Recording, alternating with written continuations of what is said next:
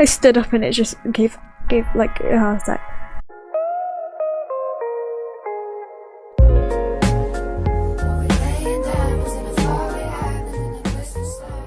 Hey guys, me Lily, welcome back to another video. Today I will be giving you tips on how to start your Rec Room channel, or just any YouTube channel. These are tips ranging on what you should focus on and what you should consider while recording your videos. Just a heads up, the reason I'm in St. Patrick's gear is because I'm pre-recording this. When this comes out, I will actually be on the holiday, so don't expect me to be doing anything crazy Rec Room or YouTube related. But without further ado, let's get on to the tips.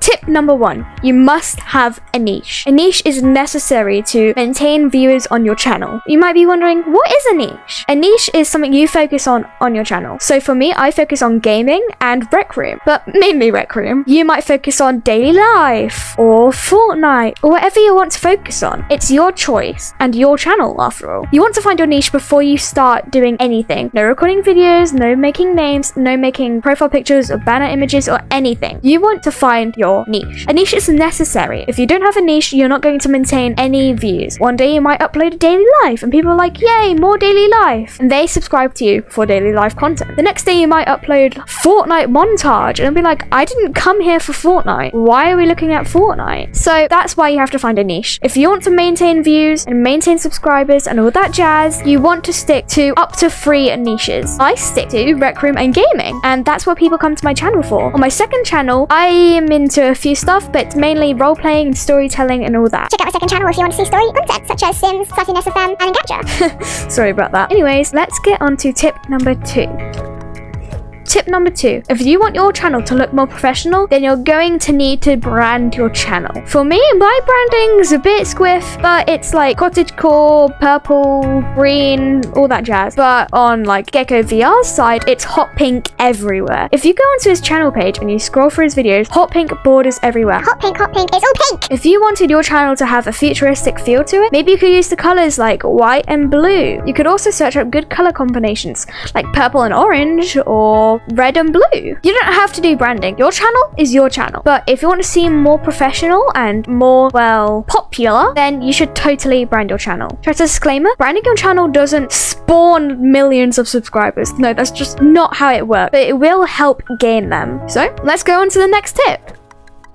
Tip number 3, you must learn how to keep your viewers engaged. If you haven't heard, YouTube really emphasizes watch hours. Watch hours is how long your viewers watch your videos. So, for example, say you have 49.8 watch hours. It's not the greatest, but it will do. That means overall, 49 hours have been sunk into people watching your videos. Let's say you have a problem. You have tons of views, but almost no watch hours. What do you do? Well, it's because you're not keeping your viewers engaged. If you want to keep your viewers engaged and grind those watch hours, then you need to not natter on for too long, be creative, maybe drag them in at the start. For me, the way I keep my viewers engaged is I do a little snippet of what's going on at the start. For example, in my Minecraft video that I uploaded recently, a sonic boom went off when I was recording and I put that straight at the start so people will be hooked straight into my video. Maybe you want to put like a little character introduction at the start of your video. So for example, in my The Fibbin 1 video, I did a little introduction to Dragon Is. And for my I Know Clips into the Back Rooms with Terry Tickles, I did a little like, oh, we're looking at Valentine's maps. Oh great, now we're in the back rooms.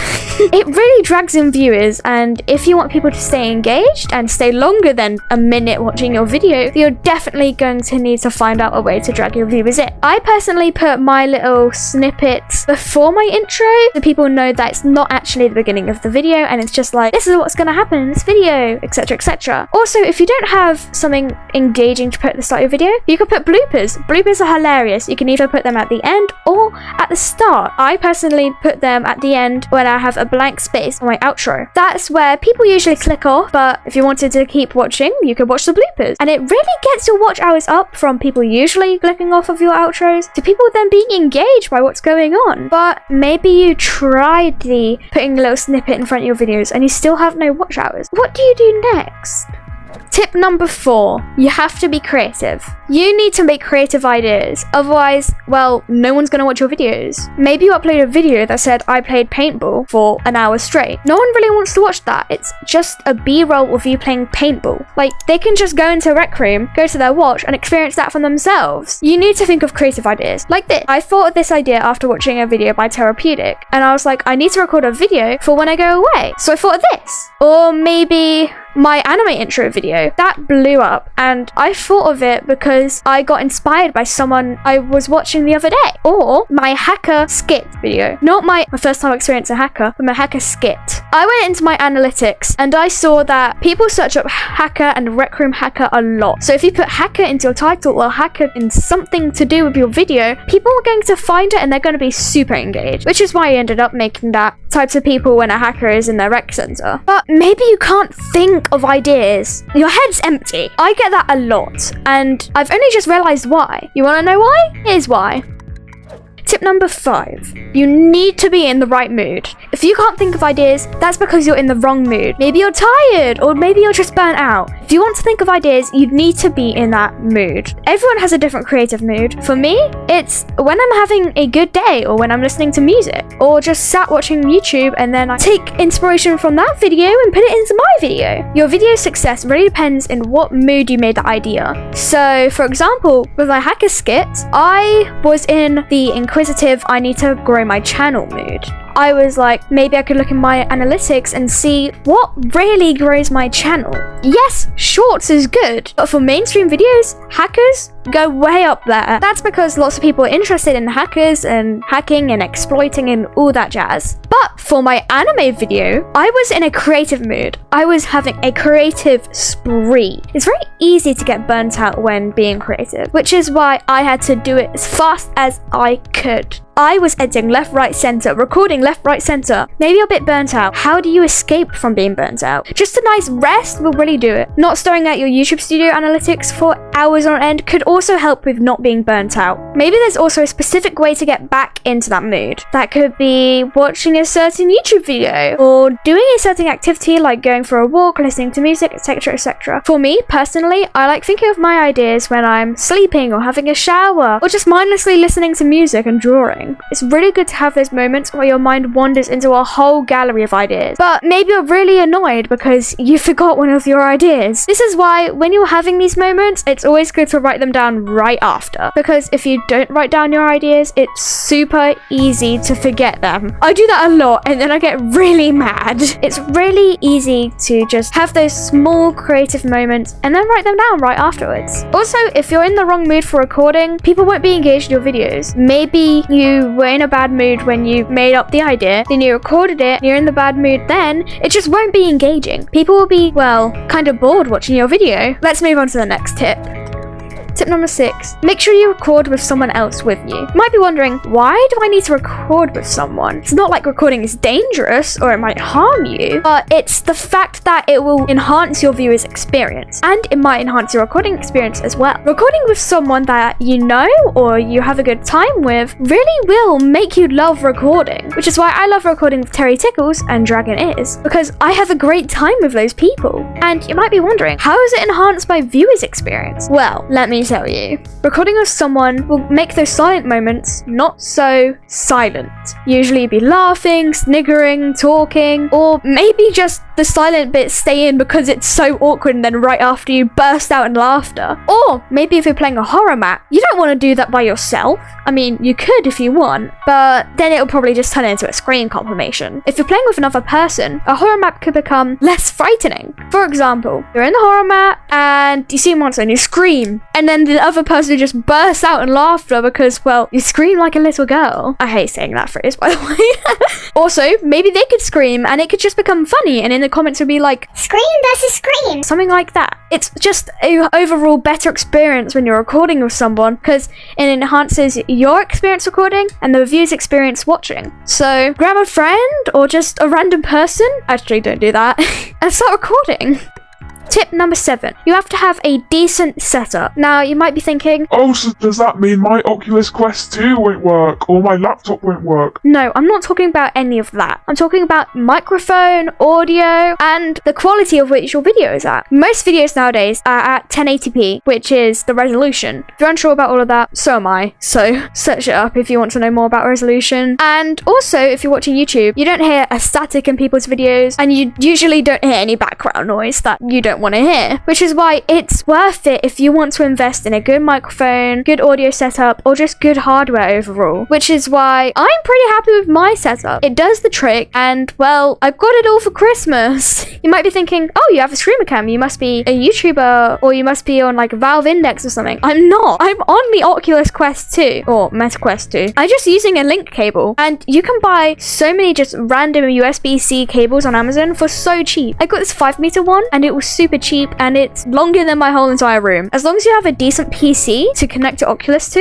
it will work, and it will be good for now. If you want to get more serious about things, yeah, it's worth it if you want to upgrade. But for now, Quest is the way to go. And maybe you say you want to be a vlogger. You need a good camera. You don't want people to be looking at your video at like 420p. That's going to be horrible. You're going to want a decent camera, but not one that's too expensive. I do know that cameras are quite expensive, so you could always start with a phone camera. For my past vlogs, I've always just used my phone camera, and it worked perfectly fine. But like I said, if you want to get more serious about things, it is worth leveling up to a more expensive, better quality item. And also, before you buy anything, make sure you do the research. Is it good quality? Is it worth the money? Are there any better but cheaper alternatives? That's all you have to do. Maybe you don't have any money to spare. Yeah, sure, you can start with bad hardware, or you can just borrow from others. It won't hurt to just be like, Hey, I just want to borrow your camera for like a day or two. editing softwares are also something you really have to take into consideration, which I'll mention in the next tip.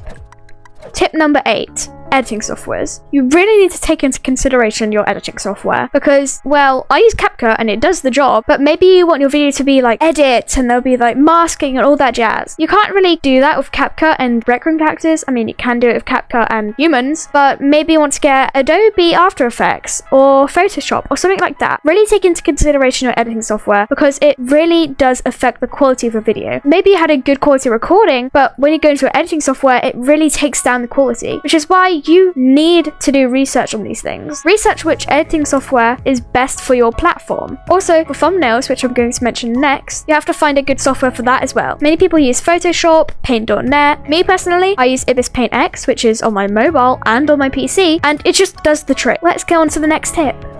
Tip number 9, thumbnails. I see some very good quality videos and the thumbnails are just lacking, and that's probably why they get no views. Your thumbnail should be catchy. It should grab the viewer's attention in less than 3 seconds. Since scrolling through YouTube, you don't really pay attention to loads of thumbnails you see. For example, my thumbnails, I work on them before I make the videos. Lots of people work on their thumbnail and titles after they recorded the videos, which is just wrong. The thumbnail and title is the first thing the viewer sees, so it should be the first thing that you make. That just makes sense, doesn't it? Which is why I'm trying to start making thumbnails before I record, or before I edit at least. A tip about thumbnails: you want a good software so the quality is good. You also want to get the right dimensions. You can easily search up what dimensions thumbnails use on Google. If you're doing Rec Room, you might want to get a green screen up either in your dorm or just go to a room and search up green screen, and I bet you'll find one. Take a few photos, upload them to RecNet, either on private or on public, and then go onto your editing software, download those photos and put them into your thumbnail, which is how I create my thumbnails. Minimal text, you don't want too much and you want it to be big so people can actually read it. So, now you know how to make a thumbnail. How do you make a title? Tip number 10. How to find the right audience. So, let's say you're a Rec Room YouTuber, but people are into engineering is finding your video. Why is that? Well, it could do with the title or the tags. For the title, you want to put Rec Room into the name, or just whatever your video is about. So, let's say you're a vlogger, you'd be like, my daily life. Or maybe you're a Rec Room YouTuber and you'd be like, I went to the back rooms in Rec Room. You need to have the game title in your title so that people know what's going on, which is why the logo of the game is also important in your thumbnail. Also, you don't want your titles to be too long. So for example, if you look at my titles, I turned from really long titles to short and snappy, being like, I know clipped into the back rooms with Terry Tickles. Also, you want to put emphasis on those special words, I like to say. So if you see in my title, the hacker skit, POV, there's a hacker in your rec center. I put hacker in capitals and rec center in capitals because those are the main points. Those are the main topics in my video, hacker and rec center, which is to do with rec room. If you look at any professional YouTuber's channel and you see their titles, they would probably be following the same rhythm. Make it short and snappy. Usually like you have the topics and people would click on it because they know what they're clicking on. So that's what you need to know about titles. But next, we're going to work on tags. Tip 11, tags. If you've ever watched a video and you're interested in it and its topic is something you see on a daily basis, that's because they use tags. When you upload a video, you can choose to put in tags in the tag section. There you put like rec room, VR, and then like Xbox, mobile, gaming, whatever you want. Anything to do with your video, you put in the tags section. My tags are always full to the brim of anything to do with rec room or whatever I just posted. It really helps you gain the right audience, which is something I mentioned back in the title section. You want to gain the right audience, otherwise they just won't be engaged, which is why tags are a lifesaver. This is the last tip, tip number 12. Rec room is very unpredictable. If you have a whole thing scripted out and you're all prepared, etc., you hop into a rec center, not everyone is going to do what you want them to do. Rec room is the most unpredictable game I've ever played in my life. Rec room is insanely unpredictable. If you have been playing rec room for a while, you would have known this, but you can just come across some very toxic players, which is why I advise that you go into your watch and when you start recording, you make it so you can only hear friends or favorite friends if you really want to get that private. It's really helpful to keep rec room in order for your video, which is why I usually record in private instances, especially if I'm recording Terry Tickles, as we have some privacy orders in place. So guys, hope you enjoyed this video. I had a lot of fun making it and doing the research and just putting my own knowledge into your hands, knowing that I help people, and I will see you guys next time. Peace out. Bye! Yo! I accidentally stumbled upon an invasion place. Right, where am I gonna go? Where am I gonna go? I'm gonna go to the back rooms. Oh, you're so cute!